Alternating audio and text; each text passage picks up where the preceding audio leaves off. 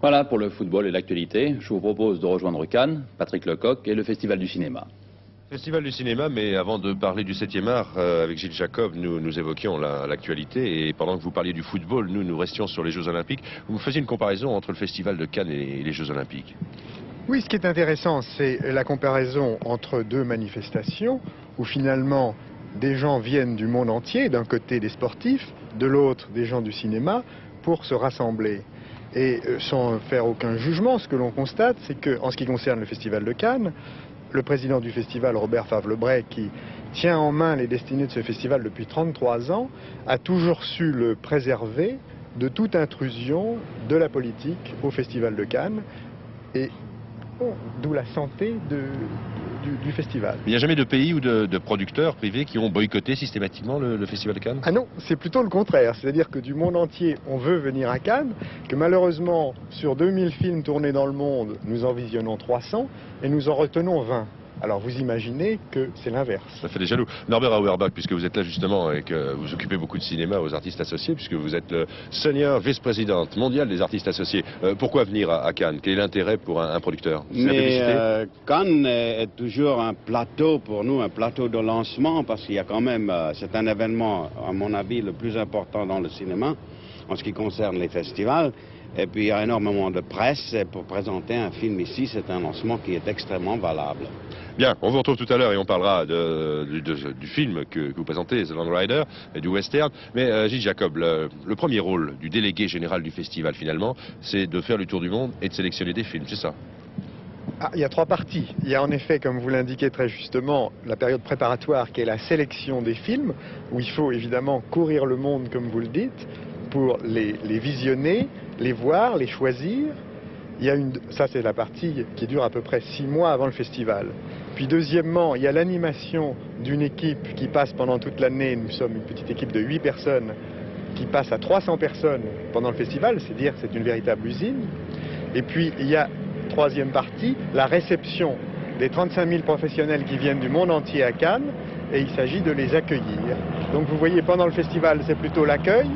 Avant et pendant, c'est l'organisation, et encore avant, c'est la sélection. Bon, alors la sélection, c'est une petite équipe ou c'est Gilles Jacob tout seul qui parcourt le monde? Non, vous imaginez bien qu'une chose aussi importante doit être sous-pesée. C'est-à-dire que nous avons des informateurs dans le monde entier, des amis critiques, il y en a un sur ce plateau, Robert Benayoun, dans chaque pays des gens qui nous donnent des conseils. Ensuite, nous avons un comité de sélection, bien sûr que nous ne pouvons pas déplacer dans chacun des pays, et donc là, il faut juger seul. Et quand on a un doute, car c'est très facile, quand les films sont très bons, de les demander, ou quand il nous paraît qu'ils ne sont pas pour les festivals, de les écarter. Mais quand il y a doute, on fait venir les films à Paris, on les montre au comité de sélection qui décide. Justement, quels sont les critères de choix d'un film? La qualité, c'est très subjectif.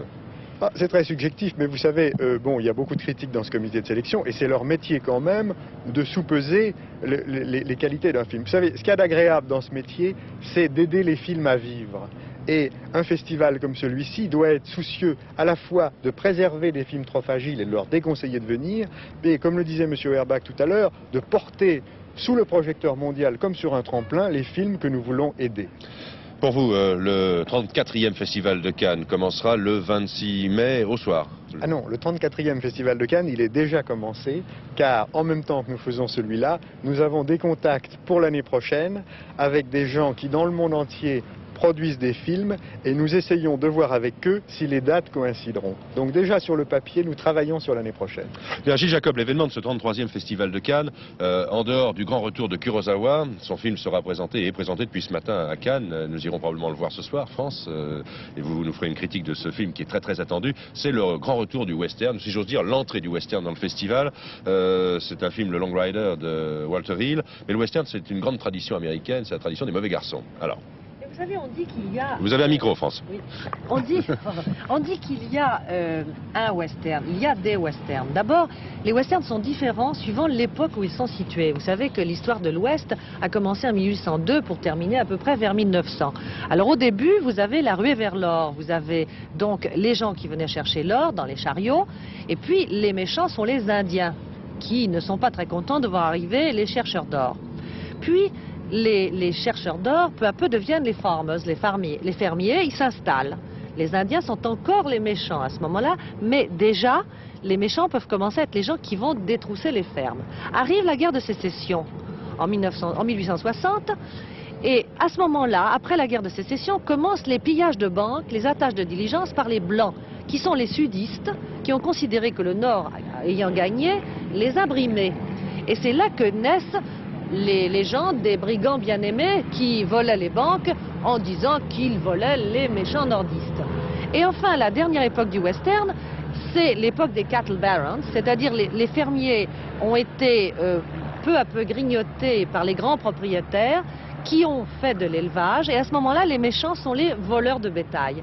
Et à travers tout ça, vous avez des héros qui sont le shérif, élu par la population, vous avez les chasseurs de primes, et vous avez aussi une agence de détectives qui s'appelait Pinkerton, qui avait 4 ou 5 malheureux détectives qui étaient obligés de courir à travers tout l'Ouest pour retrouver ces voleurs, ces bandits et ces gens-là. Et là, vous avez également une grande différence dans le western suivant les endroits. Par exemple, vous avez dans le nord, dans le Dakota, dans le Nebraska, le western sous la neige. Puis quand vous descendez le Missouri, le Montana, vous avez des paysages qui peuvent ressembler à la Normandie. Et enfin, vous descendez vers le Colorado, le Texas, vous avez les cactus. Dans le costume du cowboy, il y a également de grandes différences. Par exemple, le pain de sucre texan n'est pas la même chose que le Montana Peak. Ce n'est pas non plus la même chose que le costume du Texas. Même chose pour les éperons. Et en Amérique, à l'American Library, il y a des tas de bouquins qui montrent toutes ces différences entre les woolers, par exemple, qui dans le nord sont faits avec des fourrures et dans le sud sont faits en cuir. Et puis, on a également beaucoup de portraits véritables des héros du Far West, parce que des photographes allaient avec des énormes appareils photographier d'abord les Indiens. On a par exemple les portraits du vrai Geronimo, du vrai Sitting Bull, du vrai Little Dog. Et puis, il y a eu aussi des portraits des vrais hors-la-loi, du juge Roy Bean, de Davy Crockett. Alors Davy Crockett était un des premiers. Il se promenait sur des échasses dans les marais. Après, il y a eu Wild Bill Hickok. Puis il y a eu Calamity Jane et Annie du Far West, qui étaient des dames pas aussi jolies qu'on les a montrées dans les films. Il y a eu les grands héros, c'était Wyatt Earp, le shérif, un petit peu douteux d'ailleurs, ou Doc Halliday. Et puis Buffalo Bill, qui a été d'abord un véritable coureur de prairie, et puis qui s'est littéralement transformé en clown quand il a rencontré le cirque Barnum. Et enfin, on a les portraits des hors-la-loi, on a les portraits des Dalton, le jour de leur arrestation. On a l'affiche qui demandait la tête de Cole Younger, qui a été, on voit dans le film, qui était un associé des James. Et puis on a la photo de Jesse James, mort. Cette photo, il a été photographié mort. Et on a la photo de celui qui l'a trahi et qui l'a vendu et qui s'appelait Charles Ford, qui l'exécuta. Et généralement, dans le cinéma, les films ne montrent pas le véritable visage du western. Et je crois que dans ce film, Walter Hill a voulu se rapprocher énormément de la réalité, puisque justement, pour montrer ces bandes de frères qui étaient des hors-la-loi, il a engagé des bandes de frères, qui sont les frères Keach, les frères Carradine et les frères Guest. Et les frères Quaid. Et les frères Quaid, oui, j'en oubliais, donc c'est ça. Pas tellement de problème. Bien, un très grand cours de western. Vous êtes d'accord avec tout ce que vient de dire François Roche? Oui, je dois l'être. Moi, j'ai pas fait des recherches aussi profondes qu'elle. En principe, elle a décrit... Ça fait partie de l'histoire américaine, quand même. Oui, et ce qu'elle dit vraiment, c'est que le film Long Rider, je crois, s'approche beaucoup de la vérité. C'est donc un film qui qui montre le West comme il était. Alors, en 30 secondes, vous nous parlez de The Long Rider? Eh bien, The Long Rider, c'est donc l'histoire de Jesse James, le bandit bien-aimé, le brigand bien-aimé. Il y a eu plusieurs films faits là-dessus. L'un a été joué par Tyrone Power, un autre a été joué par Robert Wagner. Et généralement, c'était montré d'une façon un petit peu opérette. On montrait que Jesse James était quelque chose comme Robin des Bois. Alors que Walter Hill a montré vraiment le côté très ambigu de ces personnages qui n'étaient pas des Robins des Bois, mais qui volaient quand même les banques un peu pour leur compte. Je pense d'ailleurs qu'on va le voir tout de suite. Have a chew. What does the winner get? Nothing you both ain't already had. Don't make much sense, does it? Oh, you're both crazy. But you keep me occupied. I am having a real good time. Heads up to the half-breed. Right here.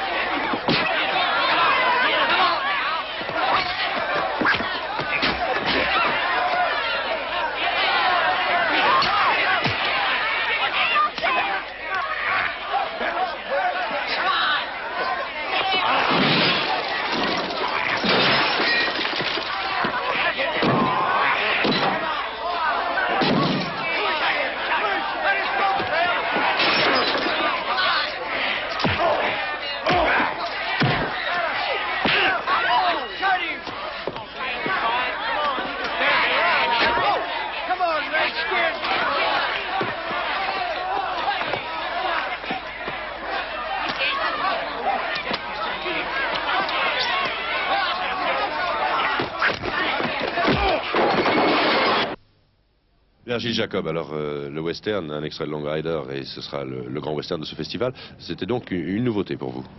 Oui, parce que ça correspond tout à fait à la politique que nous voulons suivre, qui consiste d'ailleurs à ramener les spectateurs dans les salles de cinéma. Et comment? En montrant justement un retour au film de genre, comme vous venez de voir, une scène époustouflante d'un film spectaculaire, car nous pensons que, bien sûr, il faut montrer des films d'auteur, bien sûr, mais d'ailleurs, c'est un film d'auteur, mais nous voulons absolument réconcilier le spectateur avec l'écran. Là, vous venez de voir une séquence extrêmement brillante, mais j'ajoute que ce qui m'a touché dans ce film, c'est qu'il y a également des plages de calme, qu'on ne montre pas là parce qu'à la télévision il faut être spectaculaire, qui sont intimistes, qui sont très précises et qui sont très belles. Oui, il faut voir tout le film pour bien sûr complètement. Norbert Auerbach, pourquoi est-ce que les producteurs américains avaient, disons, un peu abandonné le western depuis quelques années? Mais je crois que c'est dû principalement à deux choses, c'est-à-dire que les spectateurs dans les cinémas ne voulaient plus voir du western, et ceci est dû qu'il y en avait énormément à la télévision. Et donc maintenant on en refait parce que les anciens westerns sont trop passés. Il y a longtemps qu'on n'a pas fait un très bon western. Nous, naturellement, nous y croyons que le western reviendra, mais à la fin, c'est le public qui décidera.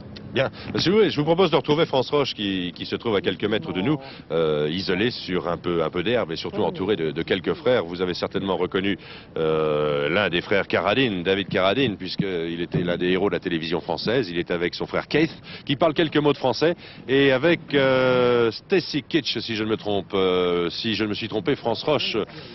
C'est Randy Quaid, excusez-moi, avec tous ses frères, on peut se tromper là. Carradine, il joue les Younger dans le film et lui il joue un Miller. Et David Carradine, qu'on connaît très bien en France par le personnage de Kung Fu, a une série télévisée qui s'appelle Shane. Est-ce qu'il y a une grande différence entre être un cowboy à la télévision et être un cowboy dans un film comme The Long Riders? No, you are Shane, and you are... The cowboy in The Long Riders is a much older man. Le cowboy dans Long Rider est beaucoup plus âgé. Vous êtes plus jeune à la télévision alors? Well, it was a decade or so ago. Oui, il y a de ça à peu près 10 ans. But the television is, you know, it's in a hurry. Mais la télévision, c'est quand même assez différent. Something is wrong with it. Mais le style de cowboy à la télévision est certainement différent de celui des films. Les films essayent plus de se rapprocher de la réalité, non? This one does, yeah. Oui, ce film-ci, oui. En effet, il colle vraiment à la réalité. Why? Pourquoi? For truth, the sake of truth. Il recherche une vérité. A foreign concept to television. Et c'est là un concept étranger à la télévision. Vous avez déjà fait des... Excuse me. Excusez-moi. Vous avez déjà fait des... Bon, pour la télévision américaine, de toute manière. Nous ne faisons pas de western. Vous avez déjà fait des westerns, vous devez vous sentir très à l'aise. Alors, sur des chevaux, avec des revolvers, la bagarre, ça doit être quelque chose comme une affaire de famille. Je sais bien que les cowboys ne parlent pas beaucoup, mais quand même, ils ont quelquefois des dialogues. Oh yeah, sure. Ah oui, bien sûr. No, I was having trouble hearing your question. Non, je n'arrivais pas à vous Your voice entendre. is louder in front of me here, so I didn't get C'est the pour question. cela que je ne réagissais pas. Qu'est-ce que vous portez dans l'oreille, là? Translatophones. C'est pour écouter l'introduction. Bon. Et vous êtes déjà venu au festival dans un film avec Jack Nicholson. C'est donc votre deuxième film à Cannes. Yeah, right. Oui, c'est vrai. Well, I came here with David once. Je suis venu ici une fois avec David. Enfin, moi, je ne suis pas venu, mais un de mes films est venu. David started, and Down for Glory. Express, I believe. Donc c'est la troisième fois que vous êtes ici à Cannes. Third or fourth. Troisième ou quatrième. Là, dans le film, alors, parce que je vois que les cowboys ne sont pas très causants, comme on dit chez nous. L'impression que... Si, je pense que nous allons voir le deuxième extrait de ce film, le Long Rider, puisque France Roche a fini de converser avec ces méchants garçons qui l'entouraient, tous ses frères qui sont les héros de ce film. Donc, je propose de voir un court extrait encore de The Long Rider, le premier vrai western présenté dans le cadre du Festival de Cannes, 33e du nom cette année.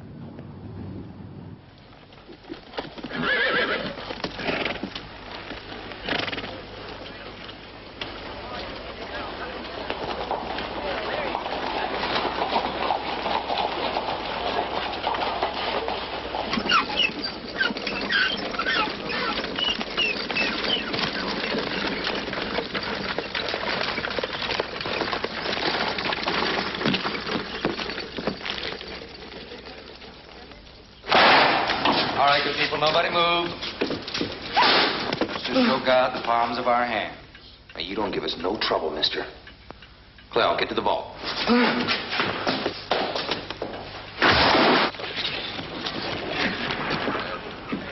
Är den här hästen till salu? No, he's not for sale. Just move on, squarehead.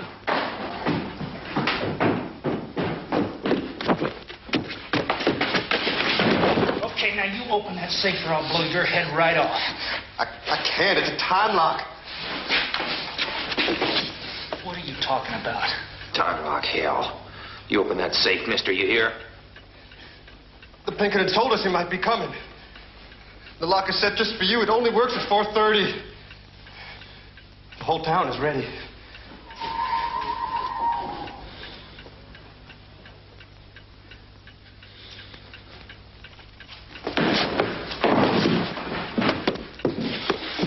No, mister, no, please don't shoot. I have a family. Now, you got 5 seconds to open up that vault, mister.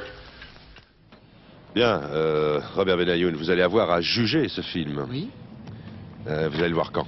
Ah ben moi je ne l'ai pas encore vu, je le verrai demain, je crois que c'est demain qu'on nous montre, n'est-ce pas? Et même pourquoi Robert Benayoun a eu le droit de venir à cette table. Parce que comme juré après le film, il n'a plus le droit de venir. Il n'a plus le droit de participer à une émission. Et en fait, je ne vais pas parler de ce film-là du tout. Je voulais parler simplement des hors-la-loi. Voilà, mais vous êtes un voilà. grand spécialiste Oui, des hors-la-loi. J'avais participé à un ouvrage paru dans une collection française sur le western et je m'étais occupé uniquement des hors-la-loi. Donc c'est un sujet qui m'intéresse beaucoup. Pourquoi vous préfériez les hors-la-loi aux héros?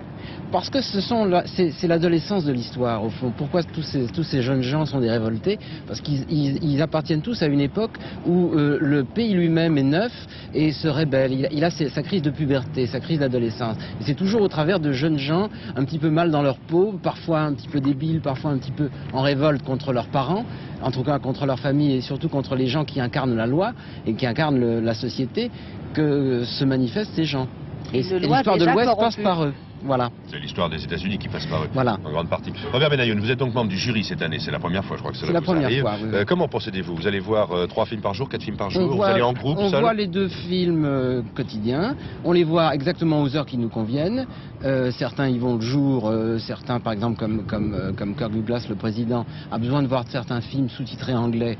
Alors lui, il les voit aux rares heures où passe un sous-titrage anglais, et les autres peuvent voir ça exactement où ils veulent. Moi, je préfère, quand il fait beau, ce n'est pas le cas Aujourd'hui, je préfère aller un peu prendre le soleil et ensuite voir les films le soir. Bien. Et ensuite, vous vous réunissez tous les 2 jours, on se réunit tous les 4. En fait, notre première réunion depuis le début, c'est aujourd'hui.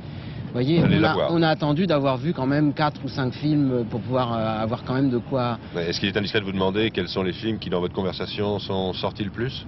Ah mais non, nous n'avons encore pas discuté. Nous allons discuter tout à l'heure, donc vous pouvez me demander ce que vous voulez. En fait, je ne peux rien vous dire. Vous, dans les films que vous avez vus jusqu'à présent, quels sont ceux qui vous ont le plus intéressé, disons? Écoutez, le seul dont je puisse parler, c'est un film qui est hors compétition, qui est un film russe de Tarkovsky, qui est passé hier et que je trouve absolument extraordinaire. Vous avez décidé de ne pas vous mouiller dans cette affaire. Non, mais écoutez, je ne peux pas, normalement. Mais ceci dit, ça me fait très plaisir de parler de ce film russe qui est très très beau. Alors, une brève parenthèse, il y a un autre film qui est présenté aujourd'hui, c'est l'autre événement de ce festival, en dehors du film avec tous les frères de Long Rider, c'est le film de Kurosawa. Ça fait 25 ans qu'on n'a pas vu Kurosawa en France. Évidemment, Kurosawa est un des dieux actuels. Et depuis que sont morts, disons, John Ford, Hawks et Walsh, enfin, et quelques autres, maintenant, il reste encore Bergman, Fellini et Kurosawa parmi vraiment les grands noms. Hitchcock ayant disparu il y a quelques Hitchcock étant mort et on lui rend un hommage dans, je crois, 2 jours. Hein, c'est ça, je pense que c'est vendredi. Oui. Alors c'est un dieu du cinéma. Ce qui est amusant, c'est que pour les Américains, les dieux du cinéma sont Kurosawa, Fellini et Truffaut aussi. Et en général, explique cette... pas dans la même phrase. Non, mais je crois que c'est très bien. C'est très bien pour Truffaut. Truffaut est très populaire aux États-Unis, mais on le cite, voyez, avec ses grands noms. Bien. Robert Benayoun, nous allons nous quitter dans quelques secondes. Gilles Jacob a été obligé de partir. Il était appelé par un coup de fil, un problème urgent à régler dans le cadre du festival dont il est le délégué général. Il nous a donc quitté il y a 2 minutes pendant le 2e extrait de ce film. Nous allons nous quitter. Je vais vous donner un autre rendez-vous. Nous ne quitterons pas le festival de Cannes pendant les 8 jours qui viennent, puisque Samedi et demi sera réalisé ici samedi à partir de 12h30 et que la semaine prochaine, Daniel Bilalian sera sur cette même terrasse et il vous présentera à 3 reprises Antenne de midi en direct du festival de Cannes. Quant à moi, je vous retrouverai demain, mais dans un autre lieu, à quelques kilomètres d'ici, à Monaco très exactement, puisque nous recevrons comme témoin Michel Bassi, le patron de Radio Monte Carlo, demain donc à partir de 12h45 dans Antenne de midi. Prochain rendez-vous avec l'actualité, ce sera 18h30, c'est la vie, à 20h le journal que vous présentera comme chaque soir Patrick Poivre d'Arvor. Voilà, ici Cannes donc, où il ne fait pas très beau, le soleil nous a quittés et la pluie va revenir, elle est tombée pratiquement toute la journée d'hier ici. J'espère que pour samedi et demi, il fera à nouveau beau. Bon après-midi et à demain.